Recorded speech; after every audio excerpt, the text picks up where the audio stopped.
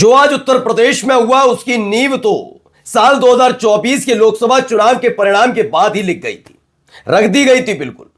क्योंकि जो द्वंद्व अंदर खाने बीजेपी के चल रहा था उस पर कितनी ही लीपापोती करने की कोशिश इस देश की मीडिया ने की, लेकिन बार बार यह सामने आया कि दो गुट आपस में भिड़े हुए हैं।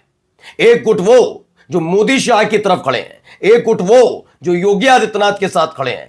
लेकिन इन सब के बीच महत्वपूर्ण भूमिका आरएसएस निभा रहा था, जिनकी बदौलत योगी आदित्यनाथ की कुर्सी साल 2024 में बच गई थी और बीजेपी में बहुत भयंकर बगावत होते होते बची थी। लेकिन अब मोदी शाह फिर से मजबूत होते हुए नजर आ रहे हैं। आरएसएस योगी आदित्यनाथ का साथ छोड़ चुका है और क्या यह संभव होने जा रहा है कि नए साल की शुरुआत योगी आदित्यनाथ की मुख्यमंत्री पद की विदाई के साथ होगी। यह बात मैं क्यों कह रहा हूं, आज आपको दिखाने जा रहा हूं। एक बड़ा परिवर्तन उत्तर प्रदेश के अंदर हुआ है। कई नामों पर चर्चा चली, कौन होगा प्रदेश अध्यक्ष। लगातार कवायद की जा रही थी कि कैसे भी करके इस कुर्सी पर एक ऐसे व्यक्ति को बिठाया जाए जो जिसे योगी भी पसंद करते हो, योगी को वो पसंद करते हो। लेकिन यहां हो गया खेला। बीच में खबर थी कि बीजेपी के राष्ट्रीय अध्यक्ष के तौर पर संजय जोशी का नाम आने वाला है। याद है, सब जानते हैं मोदी और संजय जोशी में 36 का आंकड़ा है। कुछ ऐसे ही हालात, जी हां, ऐसे ही हालात बताए जाते हैं योगी आदित्यनाथ और नए नवेले होने वाले बीजेपी के प्रदेश अध्यक्ष के बीच है। जी हां, नाम है पंकज चौधरी। कौन है पंकज चौधरी, कितने मधुर संबंध योगी आदित्यनाथ के साथ है और क्या यह वाला कदम चलकर या उठाकर योगी आदित्यनाथ को संदेश पहुंचा दिया गया है। एक एक खबर दिखा रहा हूं। नमस्कार, मैं हूं प्रज्वल गौतम और आप देख रहे हैं टाइम्स एक्सप्रेस। सबसे पहले यह समझिए, राजनीति में जरूरी यह नहीं होता कि किसी के खिलाफ बगावत करो, किसी को हड़काओ, किसी से कहो छोड़कर चले जाओ या उसे कुर्सी से हटा दो। यह भी हालात होते हैं कि छोटे मोटे नेता हों तो शायद उनके साथ ये किया जाए, लेकिन जब बड़े नेता होते हैं उन्हें सिर्फ संदेश पहुंचाया जाता है। और जब संदेश पहुंचाया जाता है और उसे समझ लिया जाए वक्त रहते, तो इज्जत भी बचती है और साख भी। मोदी, शाह, योगी ये बड़े नेता हैं। इस संदेशों के जरिए ही काम होता है कि समझ लीजिए।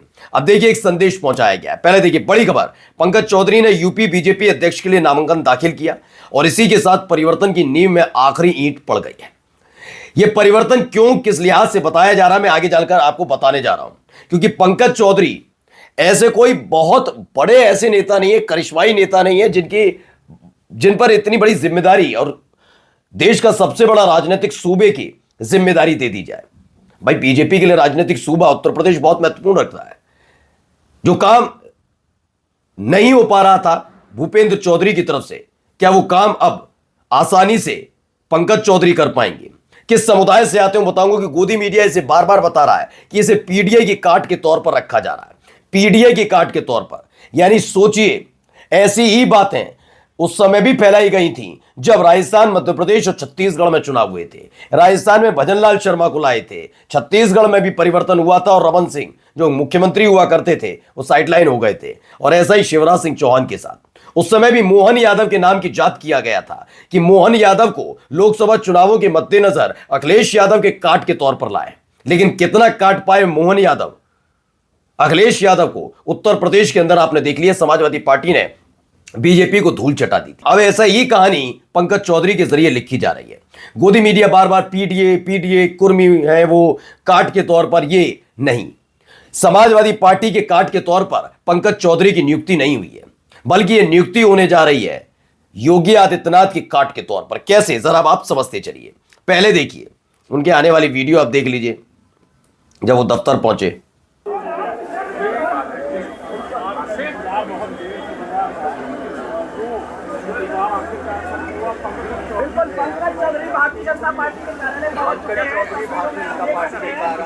तमाम पत्रकार हैं, अपने अपना लाइव दे रहे हैं।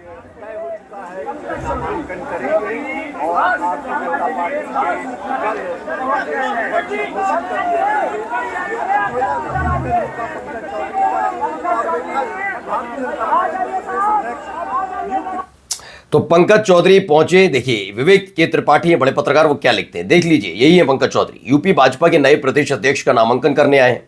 यह कहा जा रहा है कि पंकज चौधरी का इकलौता नामांकन होगा, यानी उनका प्रदेश अध्यक्ष बनना तय है। महाराजगंज से 7 बार के सांसद और केंद्र में मंत्री हैं। कुर्मी समाज से आते हैं, सुनते जाइए। पूर्वांचल में कुर्मी समाज और ओबीसी वोट बैंक में इनकी गहरी पकड़ है। ठीक है, सपा मुखिया अखिलेश यादव के पीडीए दाव की काट के लिए इन्हें लाया गया, ऐसा दावा है। हालांकि वो क्या लिखते हैं, पढ़िए।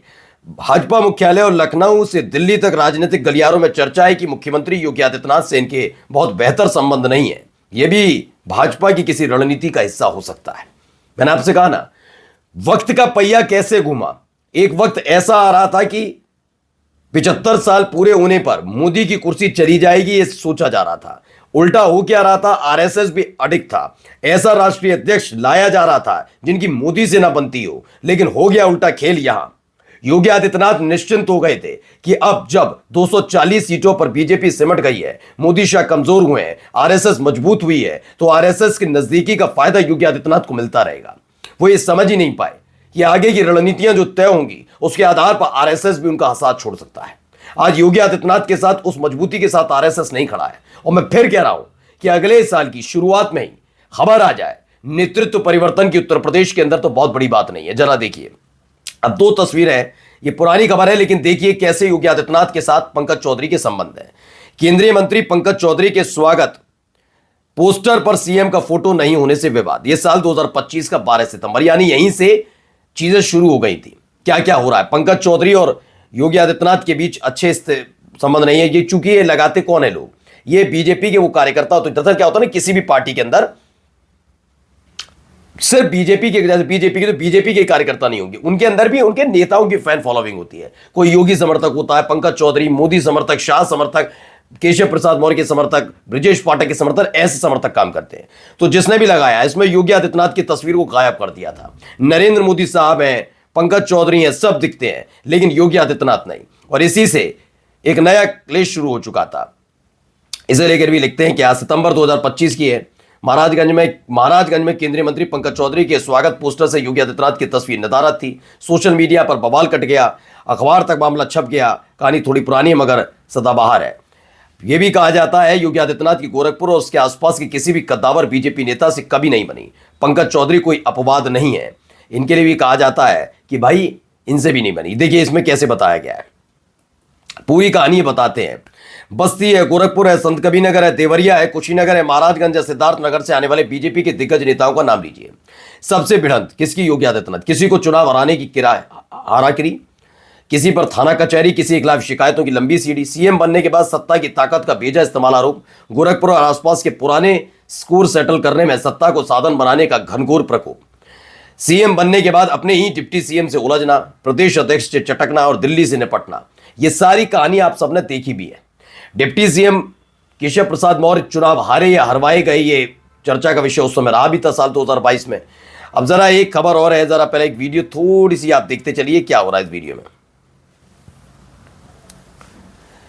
ये एक तस्वीर निकल कर आई, ये तस्वीर न्यूज़ 18 की है। मैं इस तस्वीर के जरिए क्या दिखा रहा हूं बताता हूं। इसमें आपको स्वतंत्र देव सिंह नजर आएंगे। स्वतंत्र देव सिंह पूरी उम्मीद के साथ बैठे थे कि इस बार दोबारा वो प्रदेश अध्यक्ष बन जाएंगे। प्रदेश अध्यक्ष पहले भी रह चुके हैं, लेकिन इस बार हालत नहीं नजर आई। प्रदेश अध्यक्ष के तौर पर जब पंकज चौधरी का नाम सामने आया और योगी आदित्यनाथ भी समझ गए ये माहौल भी ठीक नहीं, इस समय कुछ भी कहना है करना बड़ा मुश्किल हो जाएगा। नमस्कार।